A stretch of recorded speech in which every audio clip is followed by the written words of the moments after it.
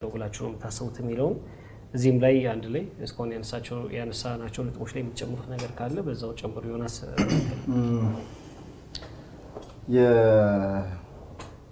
አንድ የተነሳው እናንተም አንስታችሁታል የጦርነቱ ውጤት ነው ማለት ጦርነቱ በጦርነቱ ውስጥ ሆነው በጦርነቱ ምክንያት የሚሉ ነገሮች ናቸው እየቀረቡ ያሉትና ጫና ውስጥ ሆኖ ነው ተማሪዎች የተፈተኑት የስነ ልቦና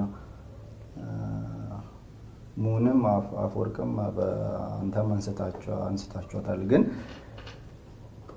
እኔም በጣም የሚገርመኝ በዚህ ውስጥ ነበሩ ብሎ ይሄንን ይዞ የሚመጣ አመራር ነው። ይሄንን መጀመሪያ ያቅም ነበረ ጦርነት ሲመጣ እኔ ሁላችንም አብደን ነበረ ማለት ሁሉም አብዶ ነበረ በሚለው አልስማማም። ያላበዱ ሰዎች ነበሩ፣ ግለሰቦች ናቸው። ያላበዱ ሰዎች ነበሩ።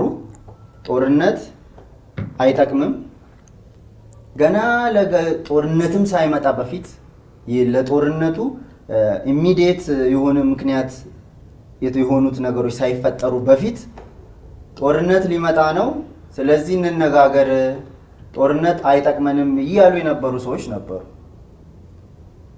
በደንብ ተነግሯል ይሄ ጉዳይ ማለት ነው። ግን ህዝቡ ግን እነሱ ሲቃወም ነበር የነበረው። አሁን አመራሮቹን ነው ያልኳለሁት።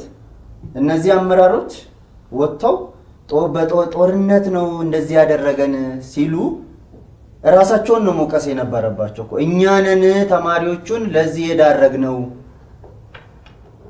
እኛ ነን ተጠያቂ ኃላፊነቱን መውሰድ የነበረባቸው እነሱ ናቸው። ዛሬም ኃላፊነቱን አሁን በትክክል ከመዘኑ ኃላፊነቱን ለነሱ ነው የምንሰጠው። የትምህርት ጽፈት ቤት ኃላፊ ከነበረ እና የትምህርት ጉዳይ የሚያሳስበው የተማሪዎች ጉዳይ የሚያሳስበው ከሆነ ጦርነት ገና ከመምጣቱ በፊት ጦርነት መምጣት ጦርነት ውስጥ መግባት ማለት ተማሪዎችን ህይወት ይጎዳል ብሎ ማሰብና ያንን መናገር ያንን መታገል ነበረበት። ያን አላደረገም። ያንን ሳያደርግ ዛሬ መጥቶ እንደ ተቆርቋሪ ገብቷል። እንደ በቃ ካለሱ ለተማሪዎቹ የሚቆም አካል እንዳለ ሆኖ አይነት አድርጎ የመቅረብ ሁኔታ ስታይ ነው ይሄንን ጥያቄ የምትጠይቀውና ኃላፊነቱ መጀመሪያ እነሱ ነው። ከዛም ባለፈ ያነሳችሁት በትምህርት